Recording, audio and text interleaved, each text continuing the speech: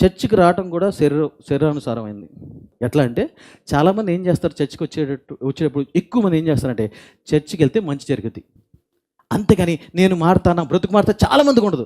చర్చికి వెళ్తే నాకు కలిసి వస్తుంది, చర్చికి వెళ్తే దీవెన వస్తుంది, చర్చికి వెళ్తే పలానా కార్యం జరుగుతుంది, అక్కడ అభిషేకం ఉంది, అది ఉంది, ఇది ఉంది, అప్పుడు చర్చికి వెళ్తే మంచిది. దాన్ని ఏమంటారు? శరీరపరంగా. అంతమందికి అన్యులు కూడా గుడికి వెళ్తే మంచి జరుగుద్ది, లేదా పెద్ద గుడికి వెళ్తే మంచి జరుగుద్ది, లేకపోతే గుళ్ళన్నిటికి వెళ్తే మంచి జరుగుద్ది. అంతేగాని మీరు ఎప్పుడైనా గుళ్ళకి వెళ్ళి ఉంటారు, ఎప్పుడైనా గుళ్ళకి వెళ్ళినప్పుడు నేను మారాలి స్వామి, నా బుద్ధి మారాలి స్వామి, నేను మంచిగా ఉండాలి స్వామి, నలుగురికి పనికి రావాలి స్వామి, అలా నన్ను తయారు చేయి స్వామి, నా హృదయాన్ని మార్చు స్వామి. ఒక్కళ్ళు పూజ చేశారా? యాగం చేశారా? మీ యాగాలు పూజలు అంతా ఏంటి?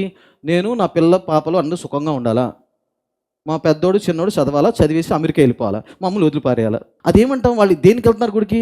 శరీరానుసారమా లేకపోతే ఆత్మానుసారమా? అది అలాగే ఎవరైతే చర్చికి వస్తున్నారో ఆ రకంగా అది శరీరం వస్తున్నారు. కానీ మంచిదే, చర్చికి రావడం మంచిదే, కానీ ఎలా రావాలి?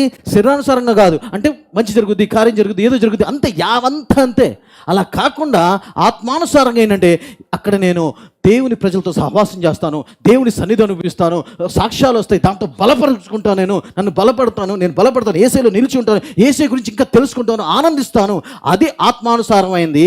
దాన్ని ఆత్మానుసారమైంది శరీరానుసారంగా నువ్వు చర్చికి వస్తావు, అది పెట్టుకుని చర్చికి వస్తావు. అందుకని నేను కూడా అన్నా, మోకరించడం శరీరానుసారం, నేను మోకరించా, అది శరీరానుసారం. కానీ ఆత్మానుసారం ఏంటి? ఆత్మానుసారం ఏంటంటే నా యేసయ్య రాజు అయి ఉన్నాడు, ఆ రాజు నా ముందున్నాడు అని మోకరించడం ఆత్మానుసారం.